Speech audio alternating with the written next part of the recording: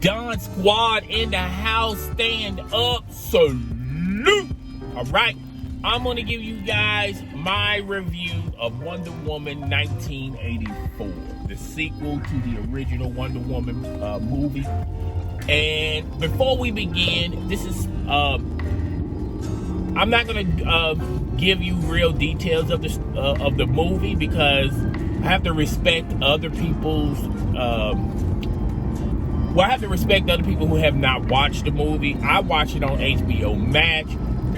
I was planning on watching it at the movie theater on Christmas Day, but some recent current events happened in my city, and I will do a video about it at a later date.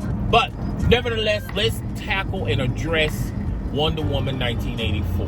Now, the elephant in the room. My wife was telling me about this. She said, yo, they got Wonder Woman in 1984, and the original Wonder Woman was set in the past, so how come she hasn't aged? And I've noticed that from a lot of people in the comment section of other people who've done reviews on this movie, and nobody has not addressed it thus far on YouTube. But being a comic book nerd like myself, like Wall, the reason why Wonder Woman has not aged, from the, I think it was like World War I or something like that, to now, now 1984 is Wonder Woman can't age because she's a god. She's a goddess, all right? Similar to like Thor. Thor cannot age in the comic books, okay? So the attention to detail that they've shown for the character of Wonder Woman, it was somewhat authentic, like from the comic books, but more or less there was really a trading on the comic book aspects of Wonder Woman, like her lasso, the invisible jet, the bracelets, even her headband, the metal headband, she even used that as a weapon. So there was doing a lot of things in this movie that's a direct correlation of the Wonder Woman in the comic books. And I have to salute them on that aspect. A lot of people will take these IPs and morph them into something else, and I really do appreciate from that aspect. Now, there's a lot of things in the movie that a lot of people did not like. A lot of people were wearing their tinfoil hats, conspiracy theories. The villain was he was similar like Trump, giving people's wishes. Making promises that he cannot keep. And that's hold true to his wishes. In the backdrop, he wasn't telling people that if I grant you a wish, you're going to have to give up something in return. All right. Now, there's another thing that a lot of people in the comment sections, on a lot of people that do reviews on YouTube or wherever, in the blogs, wherever on social media, was the fact that, when there was a particular scene in the movie where the villain was asking the president of the United States, and the president of the United States looked almost like Ronald Reagan, but that's neither here nor there. They didn't mention him as Ronald Reagan. You sort of have to fill in the blanks on that. And that component was, he wanted to, it was getting tireless for the villain, and he wanted to grant as many wishes as possible. And I lost my train of thought. All right, so yeah, about the granting wishes thing. The villain was asking the press about the satellite, and he was saying, well, maybe if I was on video, sort of live chat back in 1984, we're doing a press conference, televise it, maybe I can grant everybody's wishes that see the presentation or hear the presentation, and I can be asking the whole world directly what type of wish you want. Now, even the president said technically possible, but it's sort of not possible. It's really not possible in reality land. If he has to physically touch the person, like similar to a person rubbing the lamp for the genie to appear, so the genie can grant him or her the wish similar to Aladdin, then it'd be technically impossible for him to do that. But nevertheless, they played along in the movie that he has this ability, this power, but during the whole movie, he was physically touching people, asking people on a one-on-one basis what do they want, what type of wish do they want, and that sort of made the world crumble beneath it. The whole world was about to be destroyed. The world that Earth was not. I mean, all the fears of destruction of the planet was about to happen if he would have went through and did that. Now, during this movie, they also had another villain by the name of Cheetah. And from what I read in the comic books of Cheetah, she has the same attributes as Wonder Woman. Okay? Now, in order for Cheetah to get this power, she somehow inadvertently asked, she wished she would be more like Diana Prince, who is AKA Wonder Woman. She could be more like her. And she was more like her, okay, because that was her wish, all right? She was basically a shy type of individual trying to do right, even though other people were clearly doing wrong to her. She was always sort of like the person that sits in the back of the classroom, unnoticeable. Nobody noticed that the person was there. And when she was granted that wish, she was more of a head of the class and noticeable, attractive. She was already attractive even before the wish. All right. The way how she presented herself, you would have never recognized that she was attractive, but she really was, okay? And she was more like the female version of Clark Kent of Superman. Nevertheless, so Cheetah, yeah. So that's where, the origin of Cheetah did not start that way in the Wonder Woman comic books. That's another time for another day. I may do a quick retrospect of Cheetah. I'm not too sure. Cheetah is really not a famous villain similar to Lex Luthor or the Joker. Those are more iconic villains. I feel like the novice out there are not going to understand what Cheetah was, and a lot of the novice are going to look at this as, well, this is where Cheetah was introduced in Wonder Woman 1984. But in actuality, Cheetah was what the icon of Cheetah was already produced long time ago. All right. And if you're a diehard comic book fan, you would know about Cheetah. But if you're a novice, that's cool as well. All right. So yeah, she wished that she could be more like Diana.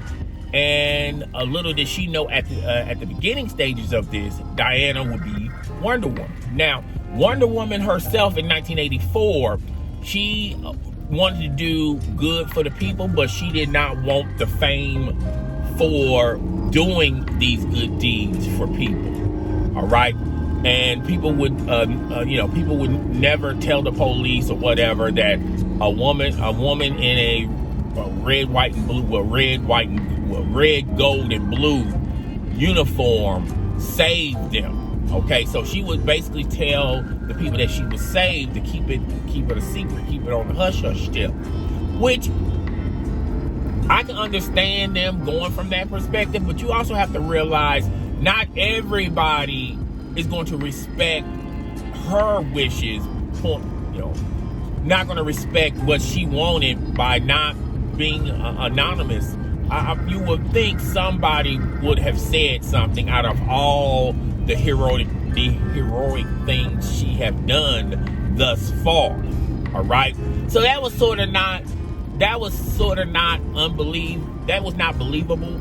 Just like the wish theory by the villain, by going on satellite, doing a public, like a president conference on television, granting people's wish on television. That was not believable. And they haven't, and in the movie, they didn't even try to make it believable. Okay, they just basically half-heartedly just threw it out there. All right. Wonder Woman, her love interest, they call him Trevor Rogers, but in the comic books, he was Steve Rogers, okay? And she'd be reminiscing about the good old days and about her first love, which was Trevor. And then Diana touched a stone and wished that Trevor existed in 1984 intentionally. And then some stranger would randomly meet up with Diana. That's stalking vibes. I mean, how would you know Diana would be here, there? Even though you're the love interest of Wonder Woman, you still wouldn't know galas and things of that nature which she would be attending. But once again, that's one of those scenes where in the movies they just went on and just put it out there, and they didn't try to make it somewhat believable, and it wasn't believable by any stretch of the imagination. All right, so that's her love interest. All right, so in the wish, basically when she wished for Trevor to come back, Trevor took the identity of some other guy. Okay, and once again, they didn't even explain that. You would think in a wish he'll just appear. All right, but that's neither here nor there.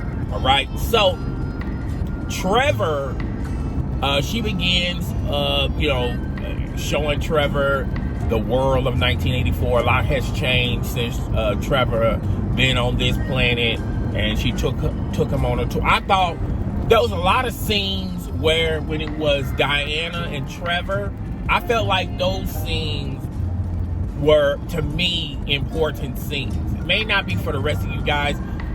A lot of you guys may like the CGI footage, which I like the CGI footage, or when she was Wonder Woman. But to me, I felt like the bulk of the story was surrounded by Trevor and Wonder Woman, and reminiscing about the past and their romantic tie. And I thought that was the essence of the movie. But it was much more in this movie than Trevor and Diana. But to me, those were the high moments for me. And there was one scene in particular at the end, almost at the end, where Wonder Woman figured out how, look, by granting everybody's wishes, and you're also losing something. And this was explained at the beginning of the movie when they went back when Diana was a child and she was in this Olympic type thing. And clearly she used her intelligence, her smarts, her wits to be in first place until she made the mistake of looking too far back and she fell off her horse, and the horse just still galloped off. And she was trying to, but she used her ingenuity to sort of get down the hill without the horse, meet up with the horse, get back on the horse, and just ride off. All right, and she almost got away with it, but her aunt already knew that she cheated. And the reason why she knew she cheated, because her smoke didn't appear. And I don't know, maybe she was watching her.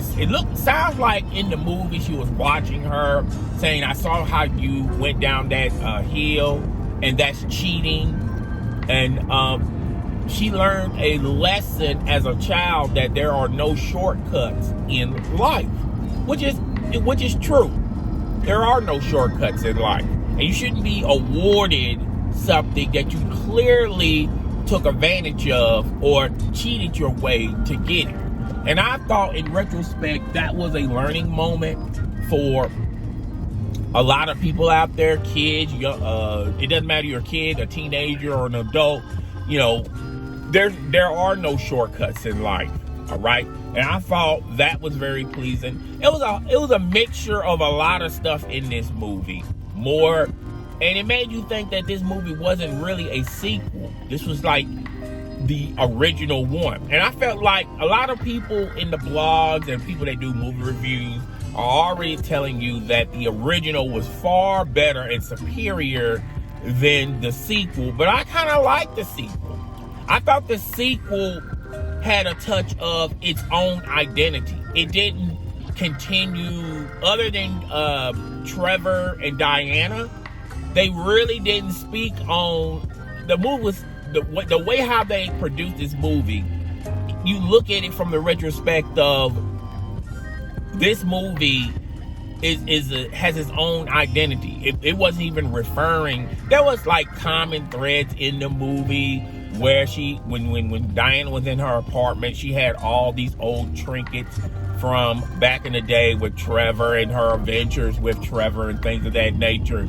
And a lot of people in the past that she had alliances with, now they're older, and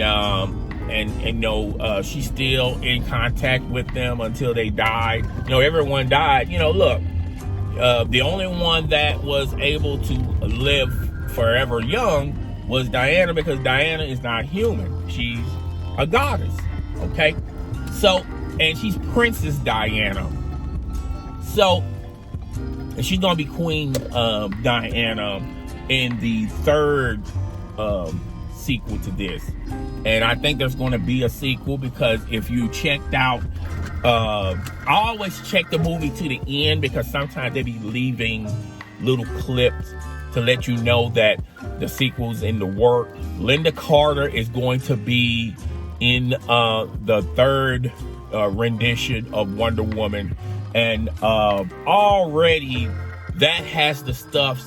They have the stuff of this could be a very good movie as well. Now, a lot of people were talking about how Superman Returned. Do anyone remember Superman Returned back in like 2006, I believe? How they butchered Superman Returned. And this movie, I think the studio was happy that they got the rights to the IP of Superman, and they tried to morph it into more than just Superman. And the story wasn't good. I thought the selection of Superman was good, but the writing and the storylines and other than that, it just wasn't good. Okay, so yeah, I liked Wonder Woman 1984. I may be maybe a select few of us that liked it, but I kind of liked the movie for the things that they ultimately portrayed in this movie. The fact that they stuck to the hardcore essence of Wonder Woman, okay? What Wonder Woman really was. Now, the original Wonder Woman, they just sort of just threw her out there. And they briefly talked about when she was a child and things of that nature.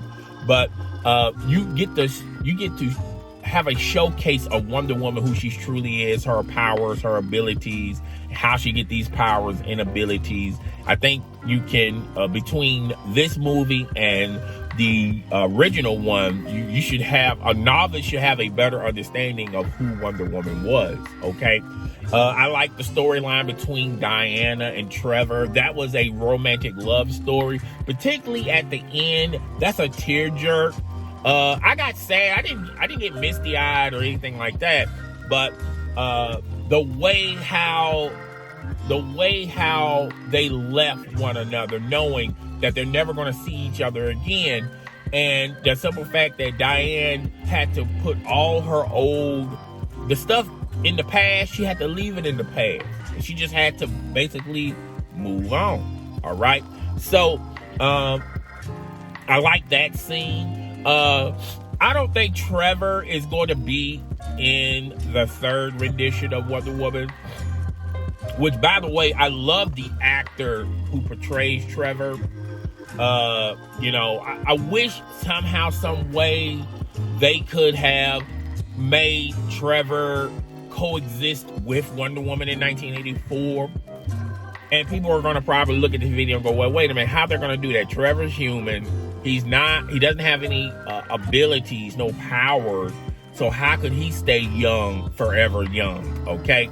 But if you look at everything that was in the sequel, like a lot of stuff that they had in the movie, it was just not believable, and they didn't even explain it. Okay. They didn't go into no detail. They didn't even explain it or anything like that.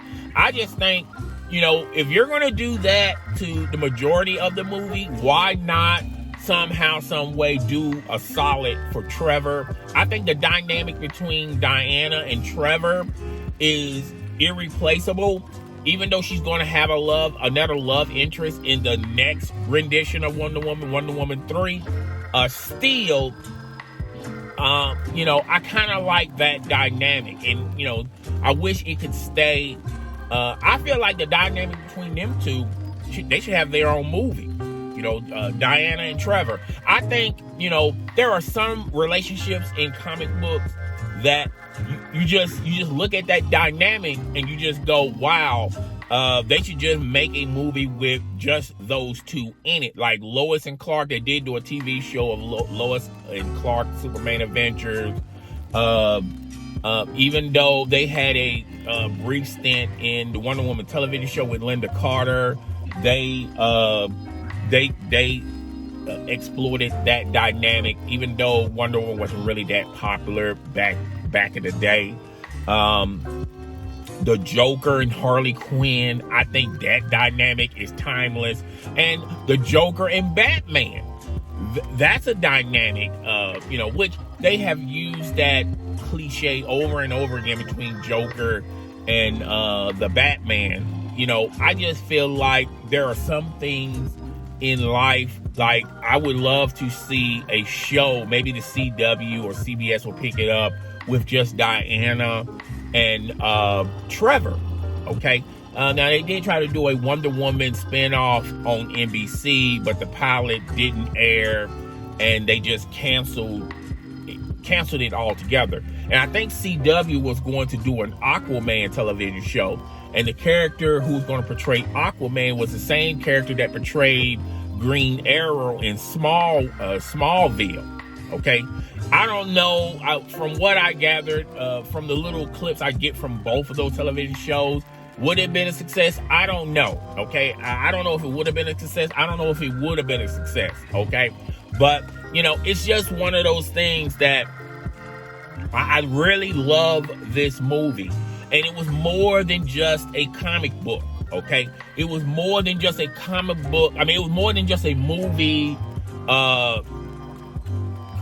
talking about the current events.